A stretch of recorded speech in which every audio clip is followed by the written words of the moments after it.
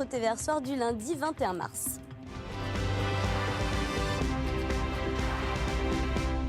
Le maire de Vern-sur-Sèche met le drapeau européen en berne contre la politique de gestion des migrants. Le numérique, une filière de réelles opportunités d'emploi, la preuve pendant une semaine. Enfin, retour sur la très belle victoire du Stade Rennais à Marseille et les résultats sportifs du week-end.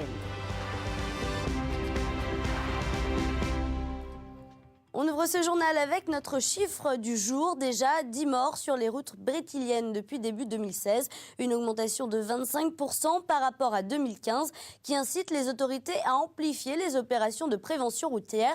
Un stand est présent pour la 5e année consécutive à la Foire internationale de Rennes pour sensibiliser aux dangers de la route. Près de 4... Pour dénoncer l'attitude de l'Europe dans la gestion de la crise, l'une des élues vernoises s'est rendue dans la jungle de Calais et c'est ce qui a décidé le conseil municipal. Le public a été invité à prendre la parole. Le Front National, par l'intermédiaire d'un conseiller régional, a fait entendre son désaccord avec ce vœu d'une Europe solidaire et humaniste, veut voter finalement à la majorité, avec quelques abstentions et 2 oppositions. Et après le conseil, le maire de Verne, le socialiste Didier Moyon, très ému durant une grande partie de la matinée, a fait descendre le drapeau européen au fronton de l'hôtel de ville et l'a mis symboliquement en berne pour quelques jours. Un geste symbolique et militant qui a été d'ailleurs assez bien relayé ce week-end au niveau national.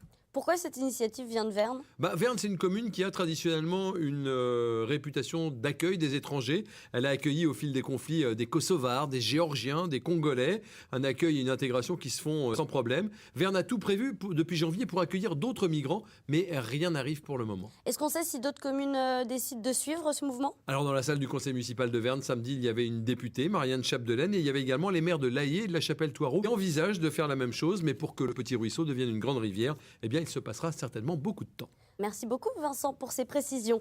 On poursuit sur le numérique. Elles sont 2500 entreprises de la filière du numérique à être installées sur le bassin rennais. Des sociétés qui embauchent puisqu'elles représentent 22 000 emplois sur ce territoire.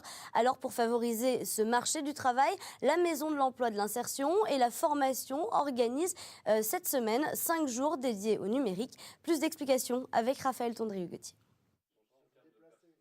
Parmi cette cinquantaine de personnes, certains seront prochainement formés au métier du numérique.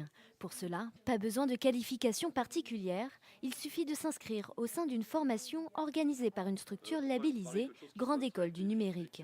Sur le bassin rennais, elles sont 8 comme les universités de Rennes 1 ou Rennes 2. Toutes sont prêtes à accueillir les futurs professionnels de ce domaine. C'est un secteur qui recrute et qui va continuer à recruter massivement. Enfin, quand on regarde un petit peu les prochaines années, on dit aujourd'hui qu'il y a 70%